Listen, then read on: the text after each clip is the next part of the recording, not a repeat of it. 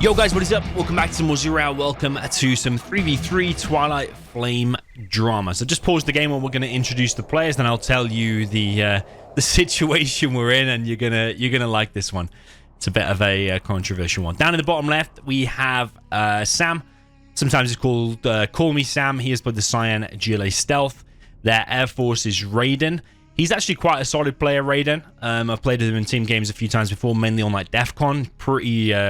Pretty solid player. Don't know how he is in CF, although I think it's probably his home ground. He is the USA Air Force with the blue, and then over on the right side we've got Firelord with the GLA Stealth with the purple.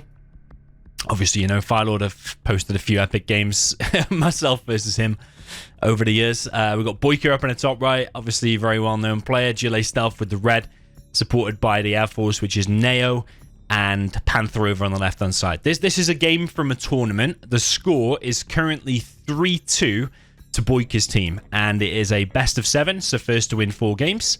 So BoYcaH and his team only need to win this one, and they will go through to the next round. There's a rule around no power spamming, which basically means from the beginning or at any point your Air Force can't surrender. Like, let's say he builds a power plant and then surrenders from the beginning. Gives this guy power, he builds loads of arms dealers, spams loads of quads, and just wins the game by power spam abuse. So that is one of the rules. But one of the things that was raised before the tournament started was let's say that the top team here, they've got these 3 players, and they do some kind of big push, and they kill this Air Force, or likewise the South team do some kind of a big push, and they kill this Air Force, but he still has a dozer and power, but he's dead. So he surrenders, not able to be effective in the game, and he builds like a power plant up here in a CC or whatever, and then gives this guy power, and then that team have an advantage. Let's say this air died, but you've got power and a dozer out, then that team then would, yes, they'd be a player out because their Air Force had quit, but they'd also have the power spam advantage. So for anyone that doesn't know, a GLA with power, they build at twice the normal speed. Like what is it, like a 95% increase in your production or something like that, because you have to take into account the door animation. Basically means you can build a quad cannon roughly twice as fast as you could before, and you can build all your buildings twice as fast. The other thing you can do, if you've got a dozer as well, you can build all your tech up to a strategy center, and then you have search and destroy quads that also produce twice as fast, so you have a major advantage.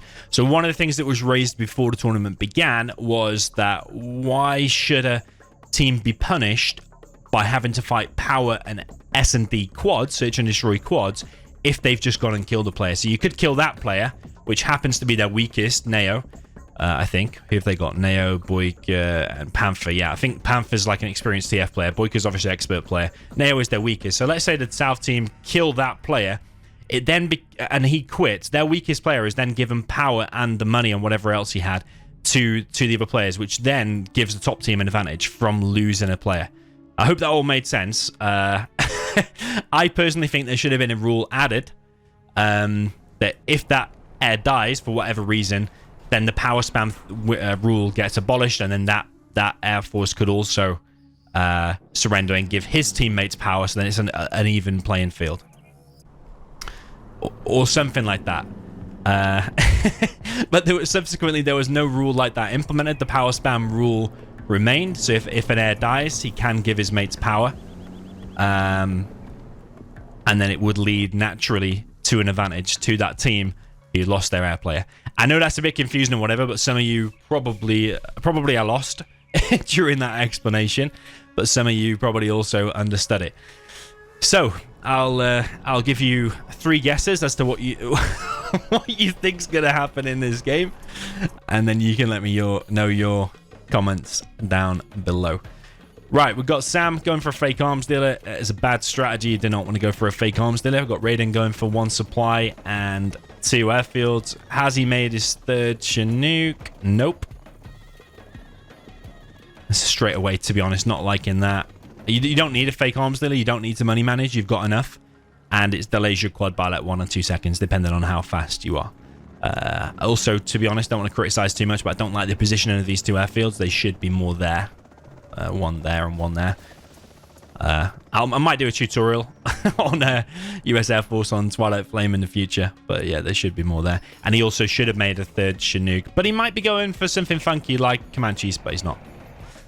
Over on the right side, we've got Firelord. He is taking 2 of his oils. They're a bit bunched up. A split fire from a King Raptor could stop that. But saying that, Neo's actually going for Comanches, and he's going straight down the middle of the map. These Raps should be turning around and locking that on. But he's actually going to go and hit that tunnel.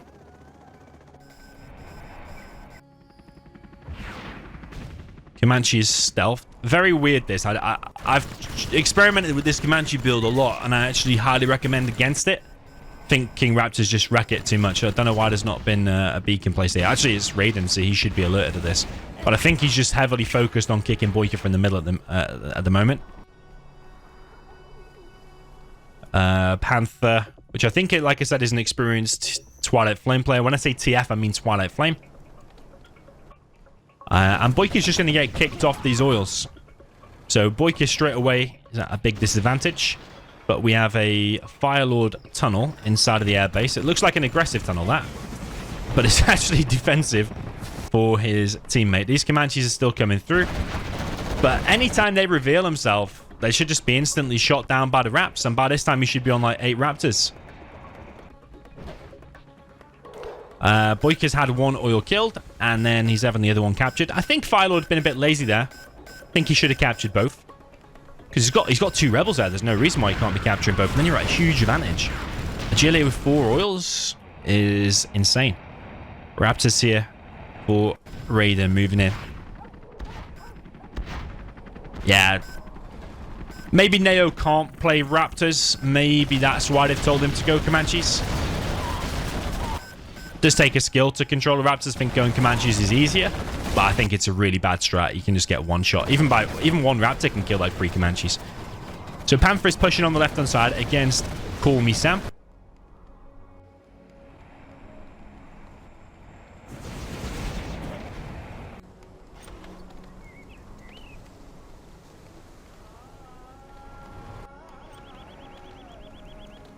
BoYkaH tried a sneaky tunnel. BoYkaH at a huge disadvantage. He's had his supply hit there. Panther, again, pushing on the left-hand side. He's got quads wrapped around, actually. So Sam here should lose this position. So it's going to be a little bit interesting.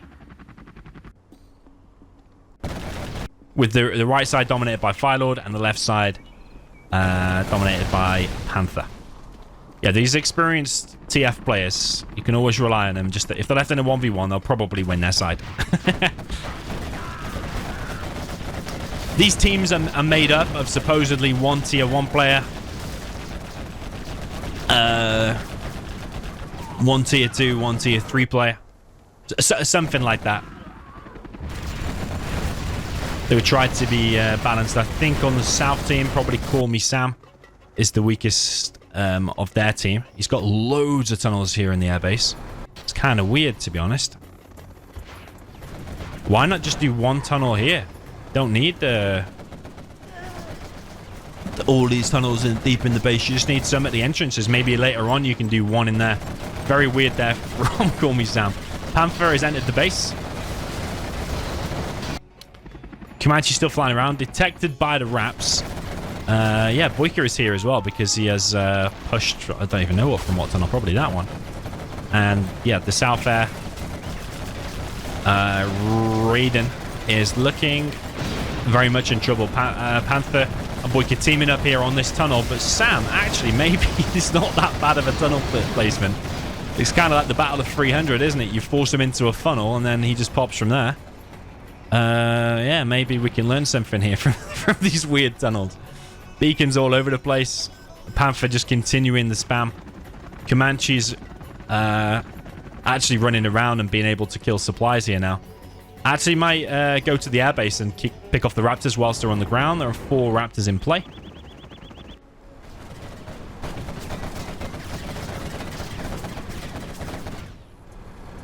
Some of these TF games, man, they are a spectacle. Weird and wonderful things going on. See, Firelord could be on 4 oils if he'd have not killed that. He's on 3 arms dealers. He's building stingers because there are so many Comanches around. Sam's trying to defend this, but now he's come out of his little funnel. Funneled area. Then Yeah, it's taking more of a larger engagement now, and BoYcaH and Panther have the numbers. Firelord thought about going to the Air Force there. I can hear a carpet coming through, and this is from Neo. But Firelord has actually gone back, baited out the carpet, and then went back. Neo's just kind of chilling with these Comanches in his base, which I do not like. But the air is getting hit a hell of a lot. And that situation that I described in the beginning might be unfolding. So yeah, the rule is the air can't. The air can't quit, or one player can't quit unless they are rendered dead, which then becomes, what is the definition of dead? It's like can't be effective in the game, I think is the wording. No obvious power spamming abuse. So Firelord is here now as well. But can he win against this? We're getting surrounded at the minute by Sam and Firelord. So I think Sam and Firelord successfully teamed up there and sandwiched in BoYcaH and Panther's army. Panther coming again, though, with another wave. BoYcaH has managed to get one oil, but Raiden has managed to come in and pick that off. Comanches.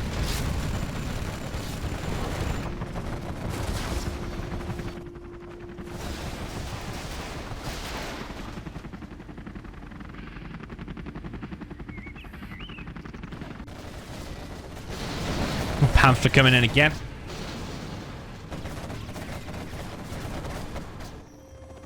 Yes, I suppose Raiden is getting towards that point where he's being rendered not effective in the game, but he's not completely ineffective. As long as you've got a CC and you've got supplies.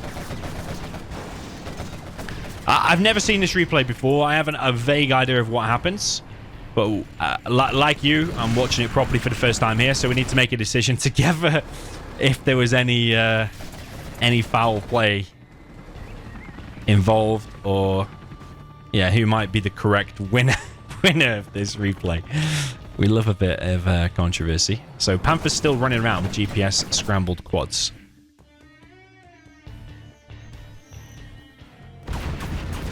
Okay, Comanches in the base. These Comanches have actually been annoying, haven't they, I suppose?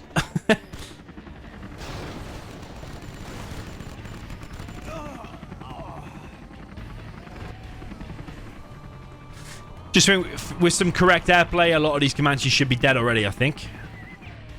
As soon as it reveals itself, should be a Raptor on it, like instant.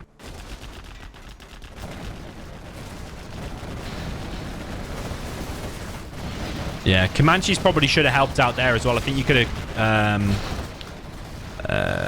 rocket podded that position, and that probably would have allowed BoYcaH to win this. Like with that battle bus, you might even win it anyway, but especially with the rocket pod there. And arguably, yeah, that Spectre, rather than on the oil, should be on the units. But this is Neo. I mean, theoretically, the weakest player on the top team. But that should have been supported by Neo, 100%. Look at all these Comanches he's got. He could have guarded, rocket podded, and spected at the same time, and that whole position should be gone. It's a shame of the lack of support there from Neo. We've got Comanches now from Raiden, picking off the radar van. So Raiden is the closest to dead, but he's not ineffective in the game because he's still got these Comanches running around. And he's still collecting, and he's still got a CC. And while you've got an air CC, I mean, he hasn't got that much XP, though. I was saying Raiden's pretty solid, but he hasn't killed very much at all, has he? He's not... Even his build from the start was off. You see, is he dead and ineffective there as his Comanches died?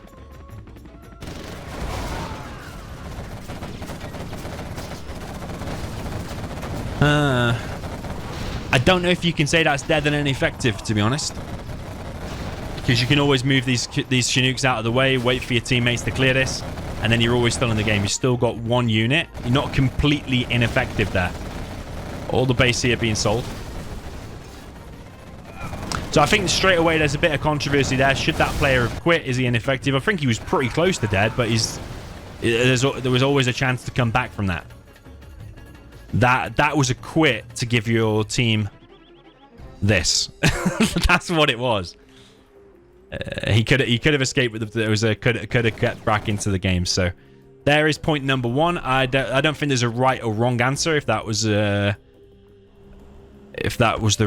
against the rules or not. I will let you make the decision. You can let us know down in the comments.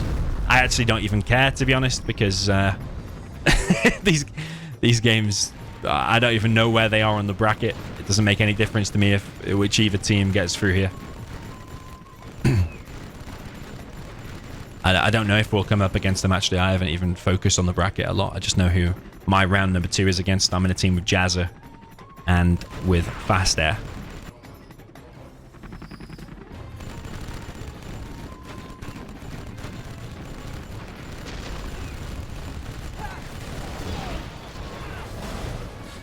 So, who has advantage? I would say the top team, because they've still got their heir alive.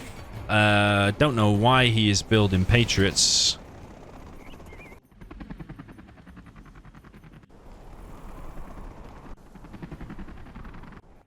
Search and destroy. Neo is like quite... He's not very liked by many of the community, and he's also quite cocky as well. Very cocky. Types easy, tells you to leave the game and stuff. We played a few free-for-alls against him on live streams and whatever. So it's kind of funny when you have a person like that, and then they're doing ridiculous things like this, like making Patriots in your base, when they should be stealth tunnels. Your mates should be tunneling you. Where's that sneak attack? I don't even know where that sneak attack is. Oh, there it is. Okay, small pop here from Panther.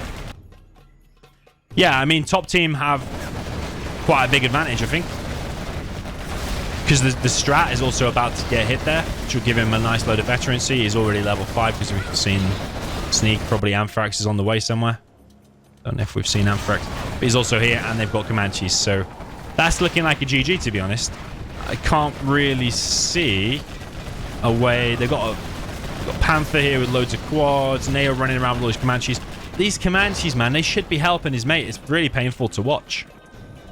He's obviously insecure. Is that the way to describe it? Insecure about his Comanche usage. Was scared. Not confident is probably the best way to put it. Because you need to support your mate on the ground. Like, here's one of probably the worst places to attack. And that's, yeah, probably the worst attack he could have done there is Neo. That was really bad.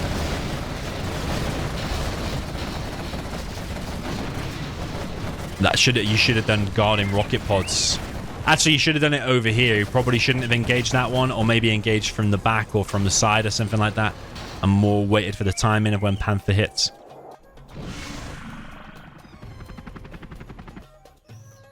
Yeah, that was extremely bad by Neo. Some of the worst Comanche usage I might have ever seen in my life in a top game.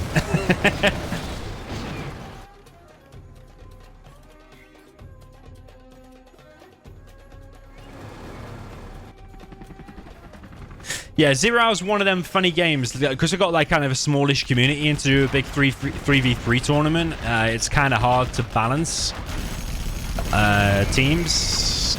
If you just let people choose their own teams, there probably would be maybe 2 or maximum 3 teams that stand any chance, and everyone else would just get stomped.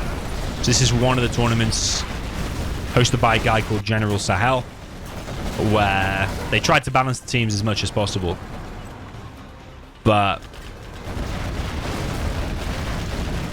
like I can't think of any other game that mixes low levels with top levels. And I think there is a case of, should that be the case? I don't even know where that last sneak attack is. Yeah, I don't know whether that should be the case. Like, sometimes you have the very top players playing with some of the weakest players in the game who don't even know how to, like, attack move, for example. And yeah, part of me just thinks, like, it's okay trying to balance things, but should the ultra low levels be able to play with the top pros in competitive teams? I think it just frustrates the high level players, in my opinion. You don't see Simple from CSGO, who's the #1 CSGO player for 3 years in a row, getting teamed with some a really low-level CSGO matchmaking player, do you? Yeah, just for balance the tournament, but I suppose CSGO is way more active. Yeah, I agree. I kind of agree with the balance. I agree with the approach trying to balance. I just think maybe the ultra low-level players should maybe have their own tournament. Because I don't know what fun a complete beginner has in a tournament when everyone else is 200 times better than you, and any engagement you take, you just get absolutely stomped. Yeah, you let me know your thoughts.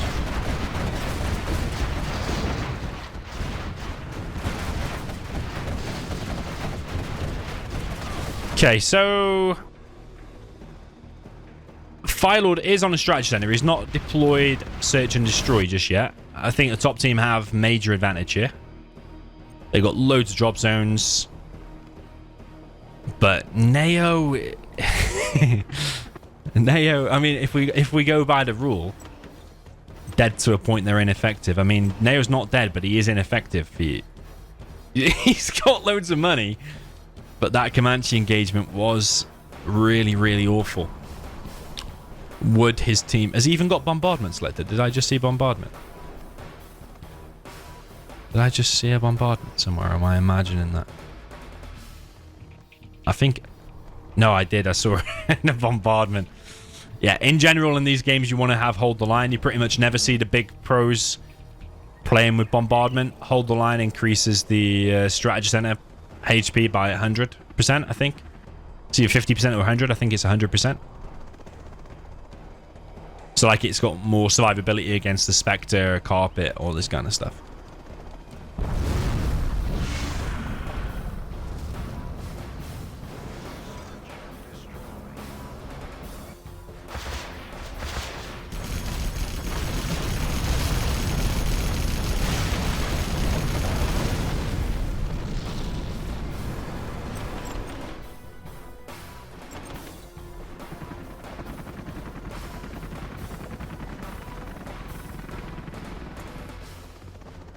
Okay, Firelord has got a sneaky tunnel here, and this guy's been anthraxed.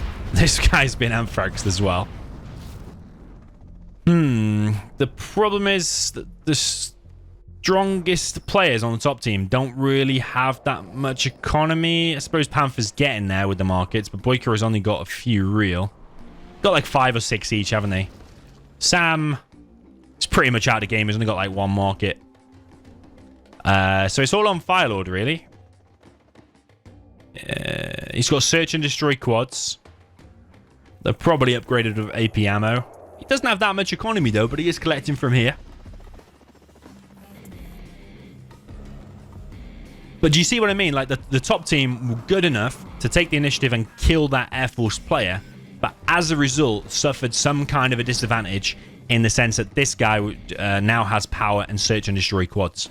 And should a team ever be punished and have to face such a disadvantage? What's even going on now? Yeah, ever have to face such a disadvantage because they were good enough to kill a player in the beginning? Why should ever killing a player become a disadvantage? Do you see what I mean? It's like, okay, you killed one guy. Okay, congratulations. Now you're against search and destroy quads. Doesn't make sense, does it? So, yeah.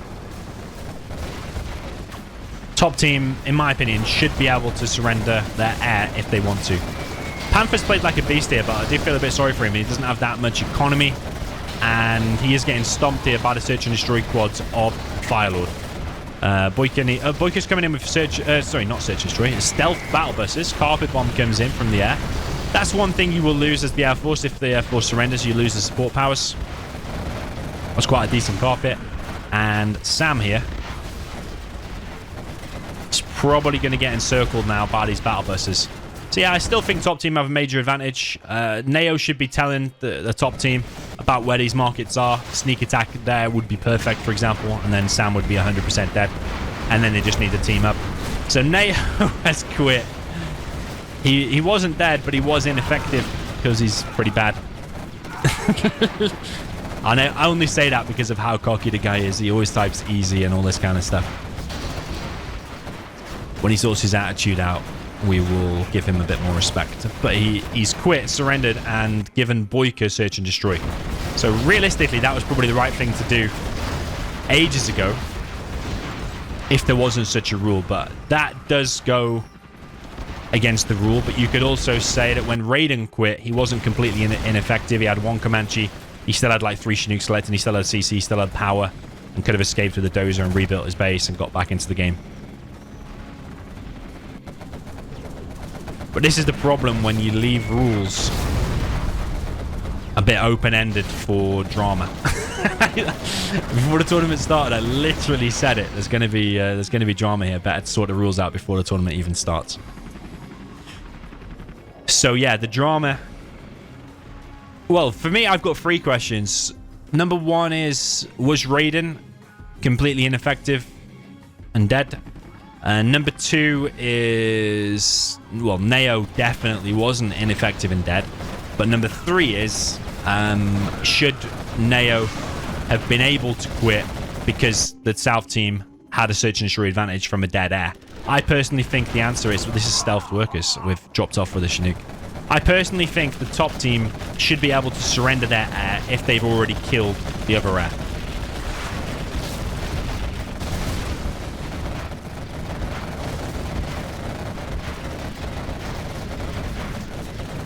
Nice dogs bomb there from BoYcaH. Sad for Firelord, because this is pretty much probably going to be the last major attack he can muster, because BoYcaH's getting a load of income now. Like, he's on power.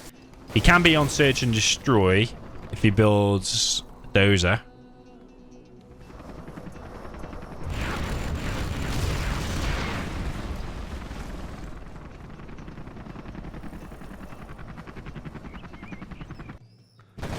Firelord is still here with a stealth tunnel. See, if Neo didn't quit there, top team would be in danger, but now that BoYcaH's got the power, he can power spam Battle Busters is making a Scud Storm. He can actually use his expert skills controlling Comanches, which is probably far better than Neo is. Well, Neo was.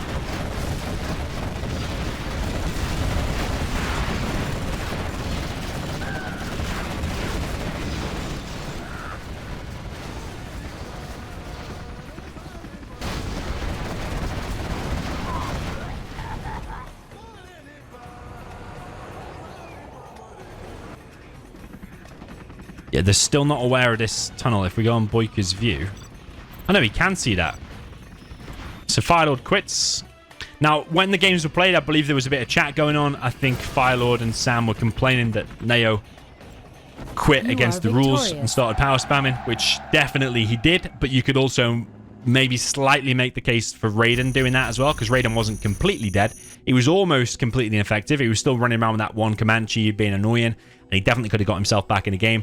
But number 3 is, should the rules from the start be, if you kill an Air Force, your Air Force can also surrender if he so chooses.